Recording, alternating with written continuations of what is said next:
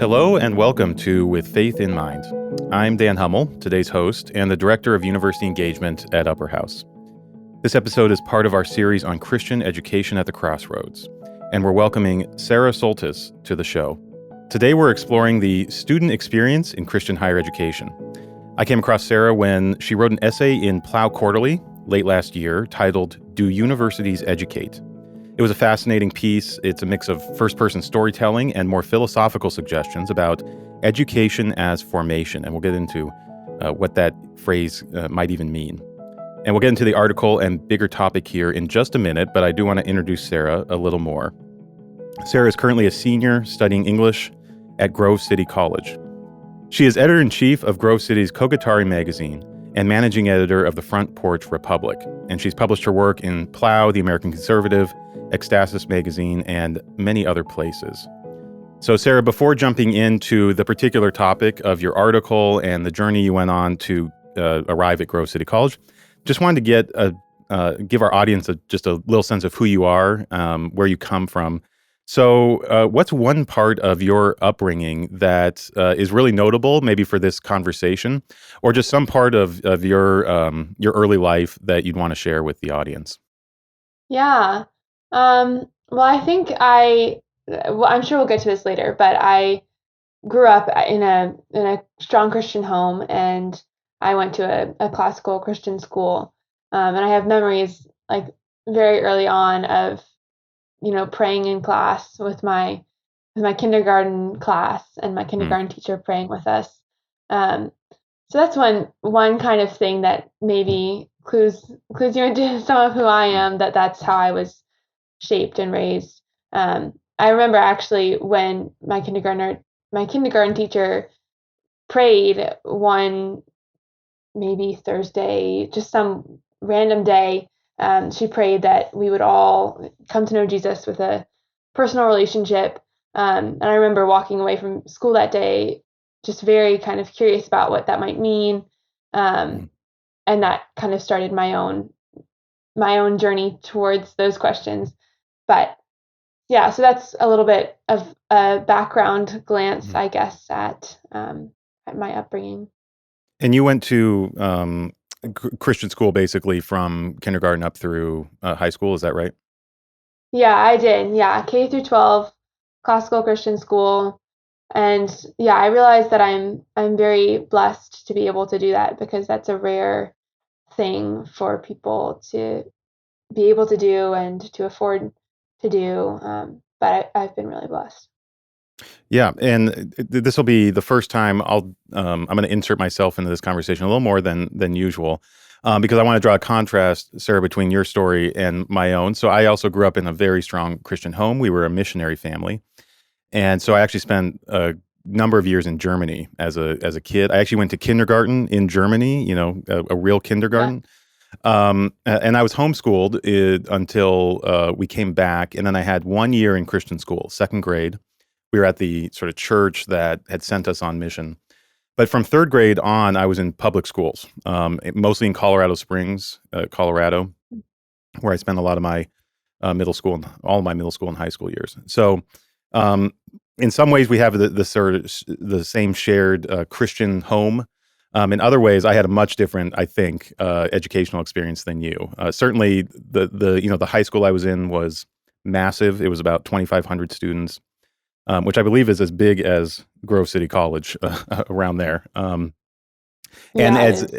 Yeah. yeah, and as you talk about fellowship being so key to education, scale is one of those things that sort of works against fellowship, right? When you have big box, big class, high school or college, fellowship looks differently. So, yeah, thanks for sharing about where you came from. I wanted to jump into the article itself, which I commend people to read, called "Do Universities Educate?" Um, Sarah, I wanted to just start with asking, why did you decide to write your story in such a sort of public forum as an article? Right. Yeah. So I guess kind of the immediate answer is um, that I was an intern at Plough this past summer. So I wrote the essay for Plough because I was working at Plough and kind of thinking in this Plough environment, there was a cohort of us interns who were all Christian college age kids, and we all had just very different experiences with education. And we had happened to be talking a lot about education during our internship there. So that kind of got me thinking about Plough specifically for sharing my story.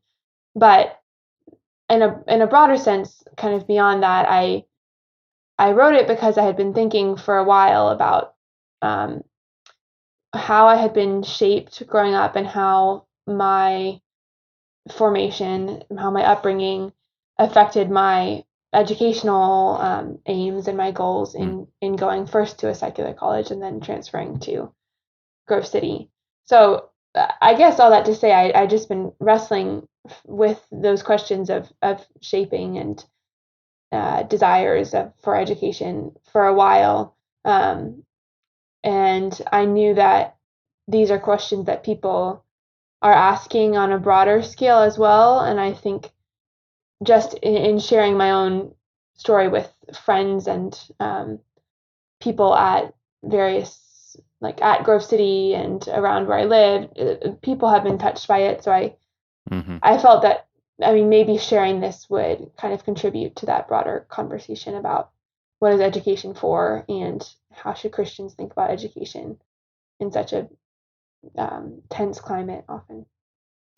Yeah, and I think you mentioned this in the article a few times, but you went to college right when COVID hit, and so there's so many people asking questions in the last few years, in particular, about what is the maybe worth of education in a financial sense, but also what are people getting out of it? What's the value of education for people's lives, people's careers?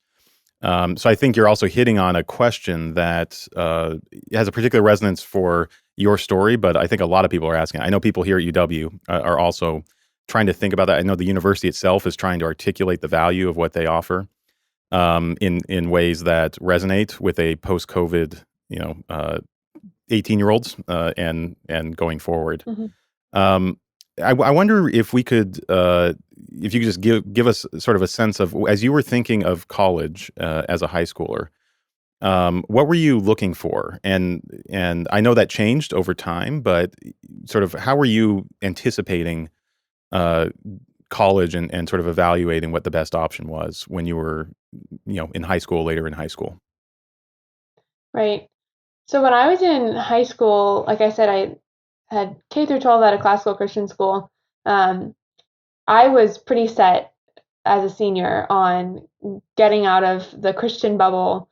Mm, I was probably the last person in my class who would have wanted to go to a Christian college.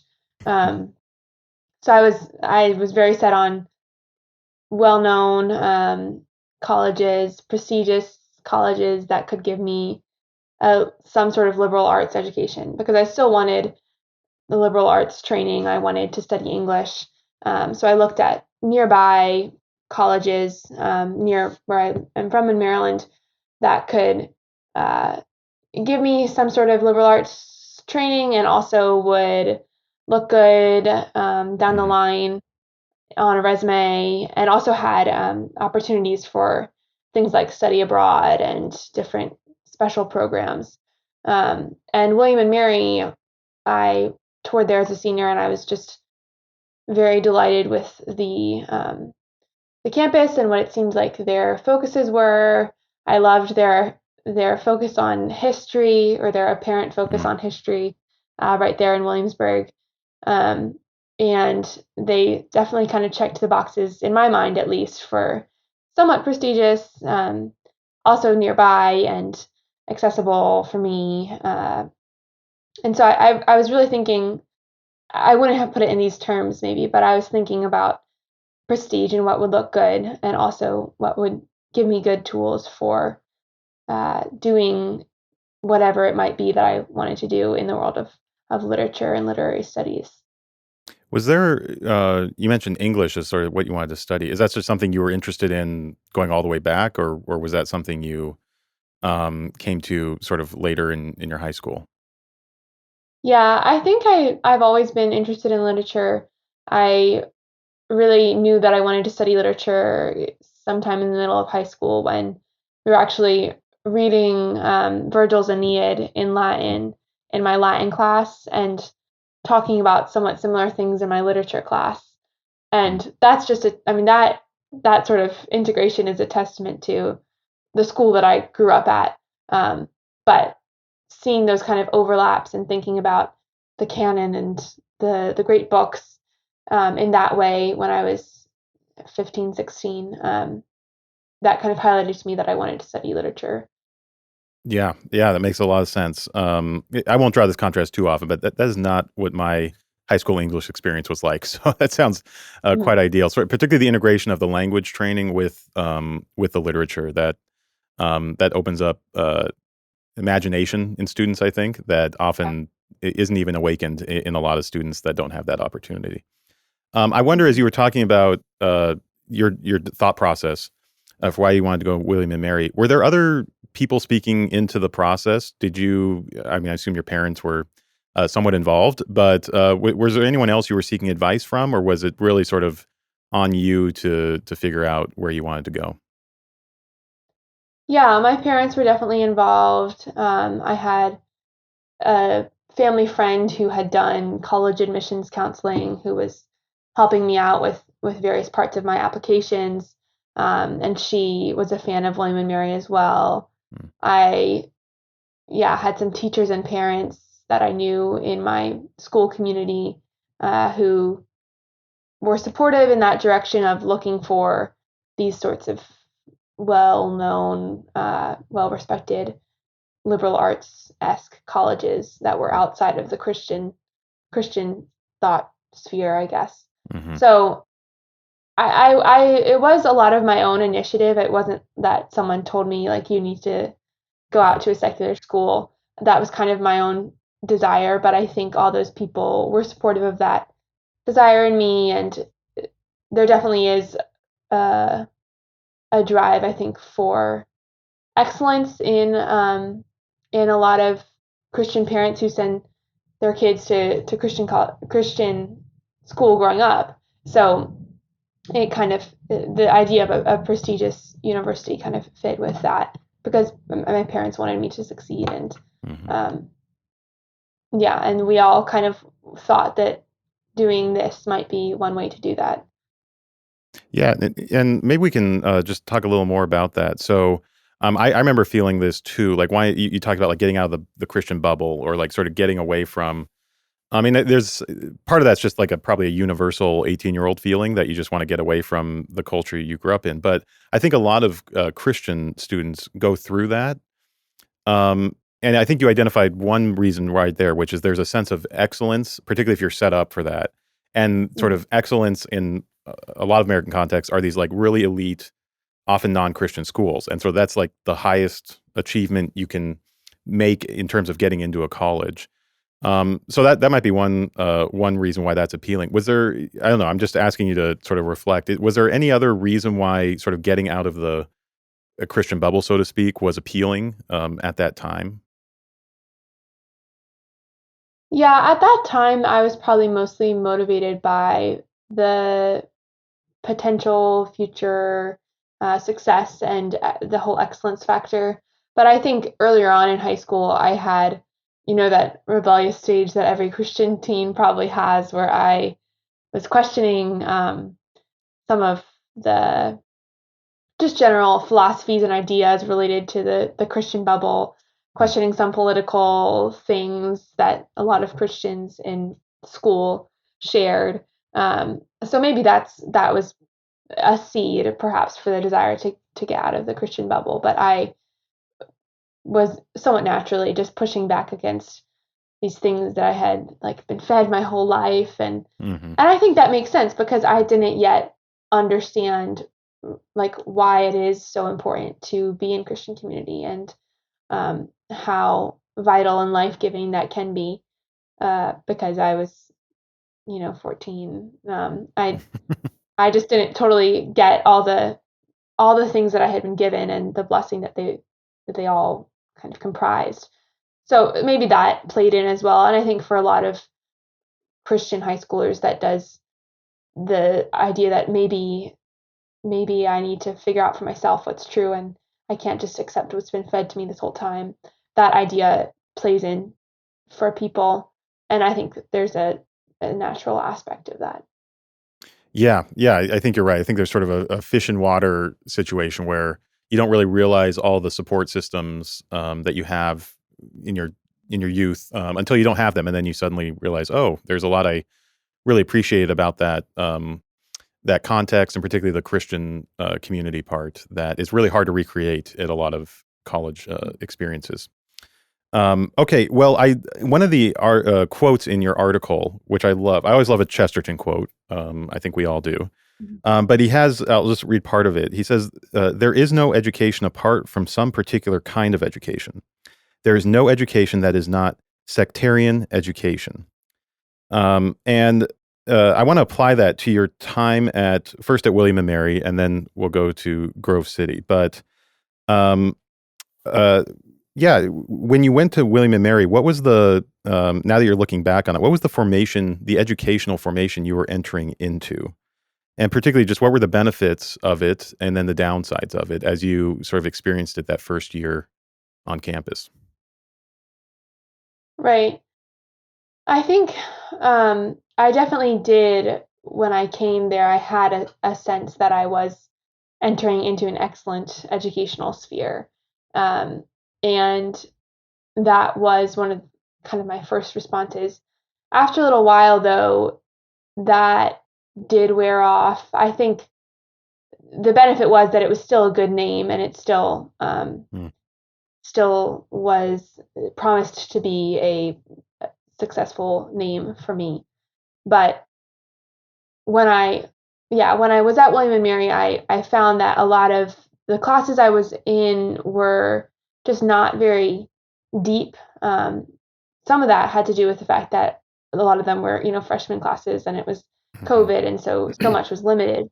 But a lot of our discussions were very kind of horizontal sphere discussions. And what I mean by that is um, we're in a entry level English class, freshman English class, and we're reading The Tempest, and we're not really talking about, um, justice or truth or any of these kind of maybe vertical ideas that I mm, had grown up thinking about. We were just talking about what does this tell us about colonialism, and what does this tell us about gender theory, and what does this say about Shakespeare's ideas about women and the other.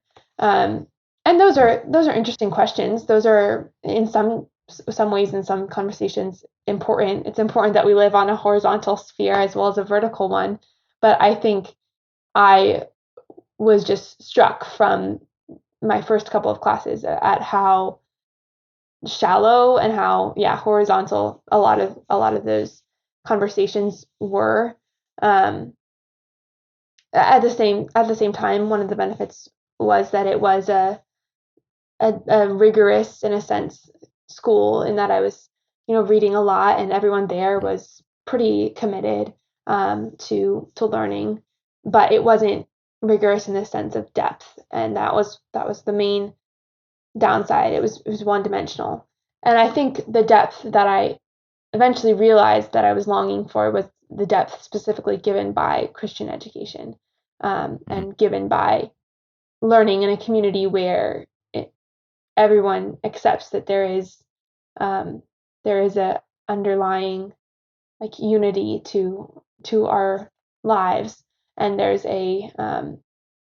a real quality to goodness and truth and these things that we talk about. There's something there, instead of just like our own kind of wishes or desires. There's something actually to be said for that vertical plane of our existence. When you came to these texts with those questions about the virtues, or sort of these vertical questions as you call them, did you find that maybe not in the class proper, but maybe were other students interested in those and it just wasn't being talked about in class? Were professors interested in that and they just didn't bring it up in class, or was it sort of a lack of interest in those things across the board? Yeah, I mean, I was only there for 1 year, so from Hmm. my limited classes, I think it might have interested some of the professors in some way, but their primary interest was, more of the horizontal, one-dimensional stuff, societal um, questions. I think other students probably were interested in that. Not a lot of people necessarily voiced Hmm. that. I did find, and I'm sure we'll talk about this later more, but I found in some of the Christian fellowships that or Christian communities that I was engaged in, like a um, Bible study in the church, and I was involved in Reformed University Fellowship. And so some of those Christians that I met had encountered similar quandaries, I guess, Hmm. in their own majors where they wanted to be talking about, justice maybe or other things, and they weren't really talking about them in the full way that they desired to. Yeah, that makes a lot of sense. Well, you mentioned sort of some ministries you were part of or churches. Yeah, talk about. It sounds like there might have been more stimulation there, I guess, in terms of intellectual stimulation. But yeah, how did you think about your spiritual life and your spiritual maturity and growth um, during that year that you were on campus? Right. Well, I was, yeah, very blessed to be able to join, or not join, but attend a local church and get involved with uh, college ministry. From from the get-go, though, it was very difficult with COVID because Mm, even just a lot of my engagements with the college ministry that I was a part of were very virtual. Like there was not a lot of yeah, in-person engagement allowed by the school. Um, but I think especially being able to go to church in person every week was was something that really sustained me through the first year because so much of the rest of my life was virtual, yeah, and those people kind of understood the difficulty and isolation that I was experiencing. Um, but of course, I didn't really know them all that well, and so I think outside of my engagement with Christians at church and in limited ways with RUF, I personally just felt very starved for spiritual nourishment and very isolated in my faith, even though I was still, praying and trying to connect with the Lord. I felt like in a pretty kind of despairing, isolated place, and a lot of that I think was from uh, the whole emotional kind of state that most people my age had hmm, in COVID. It was very depressing for a lot of us. I don't know all the factors that went into that, but yeah, I definitely felt spiritually starved. yeah. That makes a lot of sense. I've been referencing my own experience. Like I'm not even that young, so I don't know why I keep. I'm not that old either, but it was 15 years ago that I was in college. But totally different than anyone who went through college in 2020, 2021. Really hard to, I mean, I obviously observed it from the outside. I work on a campus, but um, uh, particularly the isolation, I guess, of being mostly a virtual, seems very difficult to grasp unless you experience that yourself. Um, I want to get to your thinking around why Grove City was a good alternative. But I did want to just ask, as you were in your article, you make the distinction between you're thinking about wanting to move on from William Mary to something more Christian. Between is this just like a COVID reaction, or is there something deeper that is not sitting well? Um, Mhm. so, how did you think through that? How did you sort of try to discern what was wrong, and if actually moving would fix it, or if that really wasn't the solution that was needed? Yeah, so I think there are a couple things at play there, but one of them was that I knew that Christian colleges had a less intense response to the COVID thing.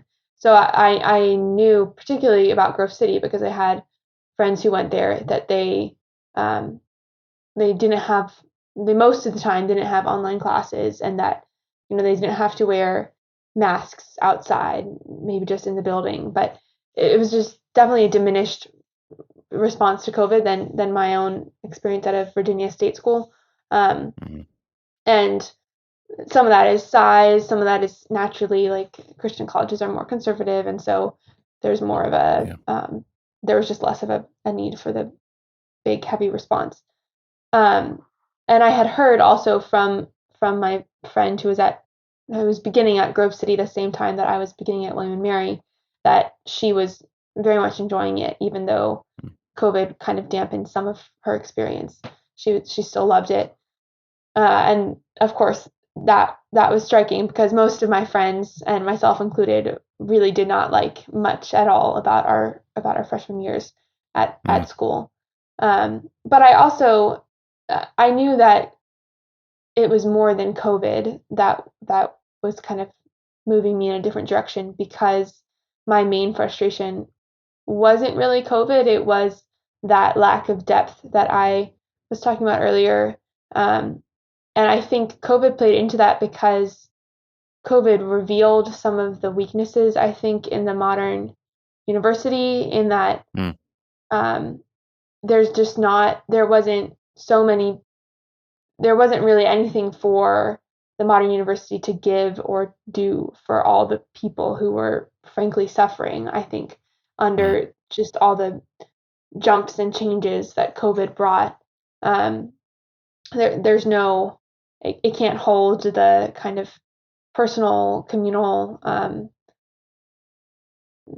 healing or conversations needed, I think, to speak to and restore some of the frustrations that people were feeling.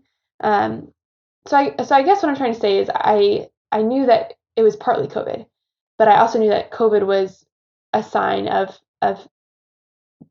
underlying things and underlying other underlying issues that I didn't like in the modern university, and a large part of it was the lack of room for depth and lack of room for fellowship. And I think some of that has to do with the fact that it was a secular school. Some of it also has to do with, like I said, this kind of modern university mindset where school isn't really about fellowship, and it's not about like becoming a person. It's about gaining certain skills and preparing yourself for success. So there's a lot at play there, but hopefully that kind of answers some of my thinking about it. Yeah, that makes a lot of sense, and that resonates with some of the COVID response I saw here at UW-Madison, which is a massive public university. There's about 35,000 undergrads that go here. And so much of the response to COVID in particular was very, and I don't want to, I mean, it was a very difficult situation. So I'm not even trying to cast blame, but a lot of bureaucratic response, so much just attention on sort of how are we going to keep the classes going? How are people going to get credit for their classes? That a lot of the more human interactions and a lot of the more humanistic concerns were secondary, at least in 2020. And I think there's been a massive fallout from that. There's been a massive response. One was a push as quickly as possible here at UW to get back to in person as soon, because there was a clear sense that the students didn't like it, and many of the faculty didn't like it either, though some faculty wanted to stay remote as long as possible. And then there's this massive mental health crisis that we talk a lot about here on campus. The university has expanded its student life initiatives and its counselors and all that kind of stuff as much as it can, and it still can't meet all the demand. That's been its response from a public secular university, has been to try to offer as much counseling, as much support. But we know, just because of where we are, the work that we do, that there's been interest by the university as well in thinking about spirituality, as they call it, as a dimension to student life and the resilience that students can build at university. But that's been a really new insight by the university in the last year or so, that maybe there's something more that we need to be doing than what we have been doing. So I think you see all different types of responses, and I think you've identified a couple of the key ones from your perspective. I wonder, when you got to Grove City, what did you notice? And this is, just drawing from your article. What did you notice was different? Like, what was so alluring about going there? And then when you got there, what was so much better, I guess, than your first year? Yeah. I think the short answer is community, and Mm. that's definitely a overused word, especially in college and college admissions. Everyone wants to tell you that they have a great community. Um, but I got there and I was immediately welcomed. Transferring is never easy, Mm. and transfers often have a difficult time, and I knew that. But when I came, there were other transfers who had similar experiences, and even beyond the transfers, like the English department had this wonderful welcome tea that they had for all the new English majors, and yeah, people were just so ready to welcome me and to hear about my story and my experience. Um, and I think a lot of that goes back to the Christian aspect. Also, the fact that it is a smaller school, it's a lot easier to have some of that community. I knew before going that the community would be strong, and fellowship there was a strong feature, because as I wrote about in my article, I had a literature teacher actually from high school who had gone there, and she met with me one day when I was thinking about the switch, and we just had this great conversation, partly about education, but also just catching up from high school. And I think that conversation really kind of imaged to me the possibilities of Christian fellowship that I had maybe forgotten in my year at William and Mary, and maybe I didn't realize when I was growing up in high school. Um, but yeah, I think because it changes when you're a kid to when you're a young adult in college, like the richness of Christian community I think it's an equal richness, but when you're older, it's different, and you're a lot Mhm. more cognizant maybe of how being surrounded by Christian people, and people who have similar ideas about truth, beauty, and goodness, and similar understandings that truth, beauty, and goodness exist. Mm. Um, how being surrounded by those people can affect your life, and specifically studying and school and education and this whole project of literature, especially. You talk in the article about, as you just mentioned, the importance of fellowship and community to formation, and Mhm. particularly educational formation. Can you just walk us through sort of conceptually? And I'm thinking here of where you talk about soul formation and this sort of tradition of thinking about this. Um, yeah, what were the insights you gleaned from just thinking about that connection between community and education? Right. So as I wrote about, I grew up in this classical sphere where I understood, just kind of by the atmosphere, that education is not about particular skills so much as it is about like shaping a person and forming um, a human being in a proper way.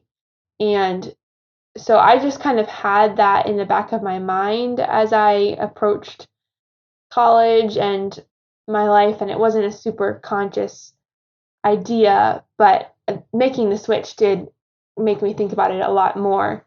Um, right, but I think education as formation just comes from this idea that um, like people are not computers, people are people, and Mhm. they're they're shaped in a variety of ways, and learning, especially learning the liberal arts, like learning about history and philosophy and theology and the classical understanding of like what an education was kind of those liberal arts. Um, those things make a person more, not more complete in a way like they wouldn't be complete otherwise, but they make a human and shape a human into who they are meant to be or into who they can be. Mm. So yeah, just this kind of notion that education is not for specific things, but for the person and for shaping the person. And the idea that then taking that with community, um, the idea that you can't really do that devoid, you can't make a person devoid of other people. Like if education is about making a person and making a person, especially who can serve community and serve others, you can't do that just kind of with mechanistic, computerized like forms of learning, which is I think where COVID comes in a little bit. But Mm-hmm. yeah, so I don't know if that makes sense. So it's kind of a long-winded answer, but I think yeah, just that idea of what education is for um, plays in, and of course the like traditional sense of education as a liberal arts formation, especially in the Christian tradition, where like universities began with people wanting to integrate and understand the world through a Christian perspective and like Mm-hmm. be formed by that, not necessarily go out and invent something because of that, but to be formed as humans and as Christians by their understanding of history, philosophy, theology, literature, those sorts of things. Right, and in service of God, that's sort of the ultimate Right. end of the education. Yeah, I think just to get somewhat philosophical for a second, I think a lot of the Western philosophical tradition, particularly since the Enlightenment, has seen the individual as if you think of like Rousseau and like the state of nature, like it's an individual person who has all this freedom. And so if that's your idea of sort of what education sort of meet the ideal state of nature type person, it's going to be a very individualized activity, and it's about sort of you mastering you and your brain and your faculties mastering this area of knowledge. And I think the Christian tradition offers something a little different that either starts with the Trinity, which is three persons in in God.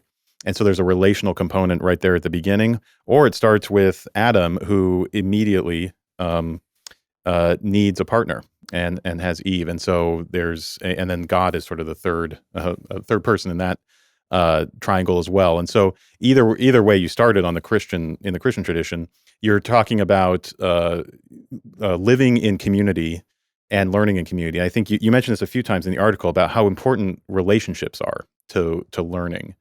That you talk about mechanistic but depersonalized ways of education. I think of a lot of I went to two large state schools for my education. Most of the classes were at least 50 people, and many of them were like over 100.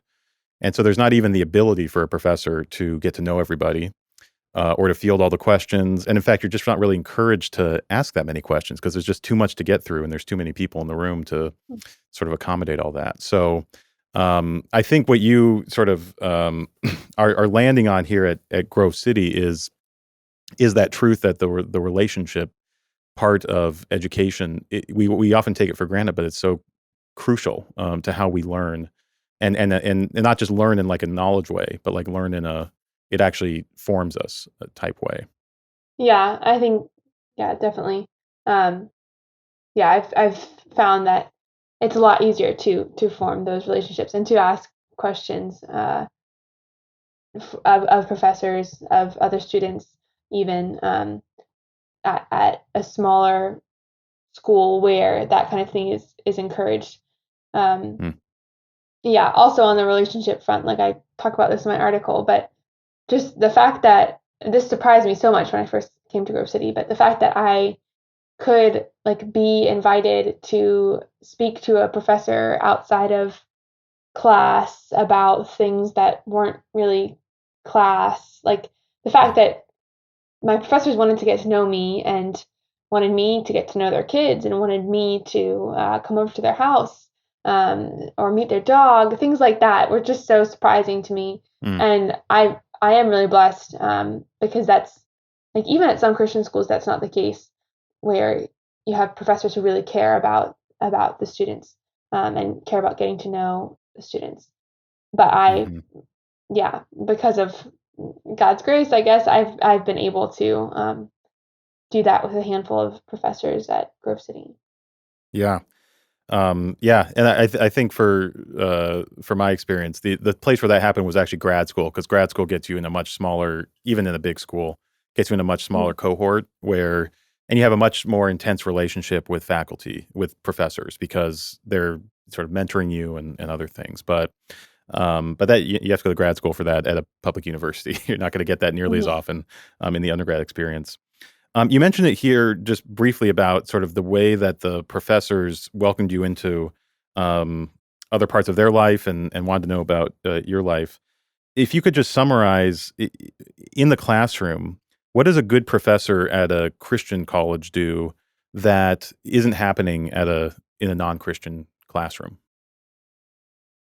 I think the main difference between a Christian professor in a Christian classroom and a non-Christian professor in a secular classroom is what I was talking about earlier with the horizontal and the vertical Hmm. planes, I guess. And that I think those are, I mean, they're kind of horizontal and vertical planes of being, I suppose, but also of like every endeavor and study and literature, especially. I think those kinds of two cross sections are there, and the Christian professor is a lot more likely, in my experience, to speak to those vertical questions about the transcendental virtues, truth, beauty, and goodness, and also specifically about Christ. And I found, yeah, in my literature classes, there's almost always a way to integrate discussion about the word when we're talking about the words of a particular text, and it's not often forced in my experience with Christian professors. It's not like this kind of thing that's hewn onto our discussions about literature, but so much of literature, especially in like the canon, Hmm. the tradition of the great books, um, really does address some of these themes and questions of our faith, and also addresses Christ specifically. So I think, yeah, the specific integration of faith is an obvious one, but also just generally those vertical questions is a difference. Um, Also, kind of integration with that canon or the great books tradition is I've found more common at a Christian school, because while that kind of terminology is still present in lots of secular colleges, I think it's becoming more rare in your run of the mill like major secular state college to talk about the great books or to talk about the Western canon, or really like the canon at all. Um, so alluding to some of those, yeah, books that have shaped the Western civilization specifically is not as of interest for I think secular professors in a lot of schools, unless they have a specific liberal arts focus. Yeah, and there's a few different reasons you could attribute to that. I mean, one is sort of a move away from even talking about a particular canon, right? And saying Right. that's not the right way to even frame how to engage literature. And that's happening, and that's definitely present. But I think another one, I just think of a place like UW, or I did my undergrad at Colorado State University. Both of them, they truly are a university in the literal sense, which is they have like hundreds of majors that you can major in. Hmm. They try to encapsulate like the universe of knowledge, And so many of the ones that students pick now, I think of here at UW, the largest major is computer science, and it's grown significantly in the last decade.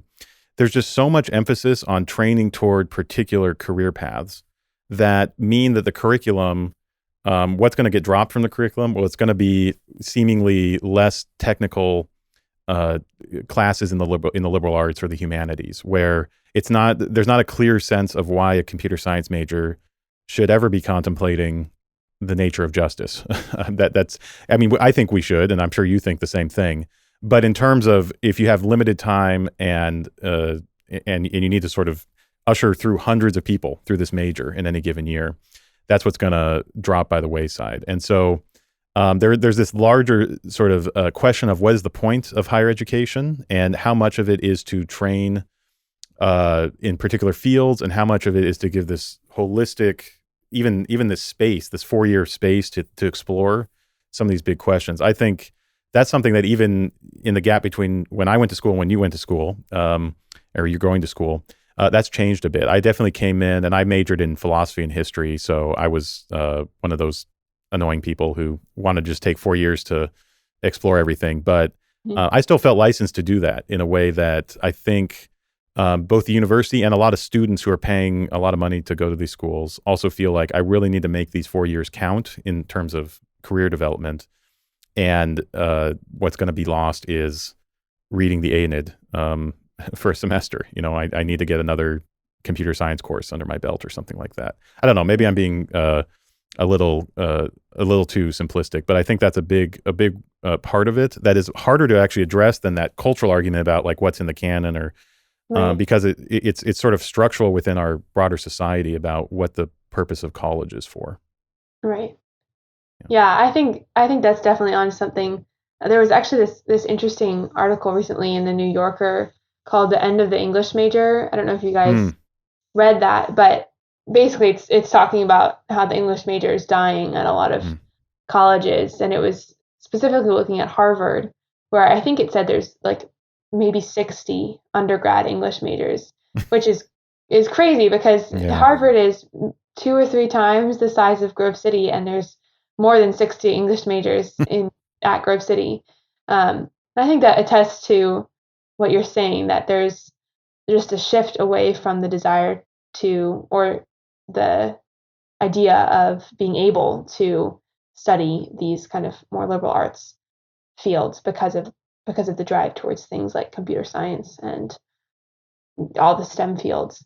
And that's true. Like, that's not only true at secular colleges, that's also true at Christian colleges. But for whatever reason, there is still an invitation to the liberal arts at some Christian colleges and some sectors of those Christian colleges. And I've been blessed to be a part of that. Yeah, that's interesting. I remember seeing that article in the New Yorker. As someone who got a PhD in history, I often track the sort of it's the same trends in history, in philosophy. Yeah. It's this just like pretty depressing trend in who's majoring and then the types of jobs you can get. I mean, there's mixed data on if you major in English, history, or philosophy, will you earn more over your life? I mean, I don't even like the frame. These questions are hard way to sort of even quantify the value of these things, because I think there's more than just earning potential. But often that's how these things are discussed, and even there, it's hard to make the case if those are the terms we're going to make cases for what should be in a university curriculum. It's hard to make the case for more history and English. But so it is. I have 2 more questions for you, Sarah, and they're more, I guess, personal. One is just curious if now that you're a senior and you're thinking about, I'm sure you're thinking about next stages. How do you think has your thinking? I don't need to know. We don't need to know exactly what you're going to do next. I know that's probably what you're asked, like, but has your thinking changed about around that because of your experience at Grove City? I think so. I think I've shifted away from some of the prestige-oriented thinking that I ended high school with, and I'm, a lot more interested in like how can I form people, whether that's as a teacher or in various other ways. How can I contribute to this project of formation that isn't really just education, but is so much of our lives is formation in a broader sense, especially as Christians. Like, I mean, the Great Commission is impendent on all of us, and yeah. So how can I, thinking about that in a career lens or in a vocation lens, more than about like what will make me look good and what will get me money from the world or success from the world. Um, yeah, and yeah, Grove City has allowed that kind of those kinds of questions about formation to blossom, I guess, in my mind. And I've also, gotten to know people who are not really interested in making a lot of money or even, doing well respected things, but more interested in, forming a family and contributing to their local community and serving the local church. Those things as like honorable endeavors. I knew that growing up, but being at a school like Grove City, that's a lot more emphasized and pronounced. Mm-hmm. Very interesting. One last observation I'll make about my experience here at UW in particular. I was just doing a project where I was looking through some of the commercials that UW makes about itself. So this is how it sort of tries to portray itself to the broader public in Wisconsin. And the sort of, I mean, there's all different types, and they emphasize the economic benefits of the university and everything else. But the one that, the sort of theme that repeats over and over again is this metaphor of breaking boundaries. And UW's, we are where we empower you so you can break boundaries. And they mean that in all different ways. A lot of it's around knowledge, but a lot of it's around identity and other things. And it made me just think that that's really the type of education that UW is trying to offer, is this sort of, there's an assumed sort of Whiggish or progressive view of history that we're always just going to be advancing and advancing. We need to break more and more boundaries. We need to get to that next frontier in this scientific field or in this political debate or whatever. And as you describe sort of how some of your peers at Grove City think about, settling down, serving in a local context, that just seems so underwhelming, I think, to like a UW audience. It's like, no, we got to go break boundaries. This isn't about sort of producing good citizens in a quietist way. It's about like producing the next inventor and the next genius and stuff like that. So even there, just thinking about the ideals of like, what is this education for? Like, what do we hope people do with it? There's a significant difference between your school and UW as well, I think. Yeah. Last question for you, and I'm putting you on the spot, but is there, as an English major, if you could just will everyone to read one book that would sort of benefit them in countless ways, what would be that book? Maybe from the great tradition, maybe something else, but what would be the book that you'd sort of, if you could just make everyone have a copy right now and read it together, what would it be? Oh man. There are definitely a couple, but I think the first two that come to mind are, I'm going to say two.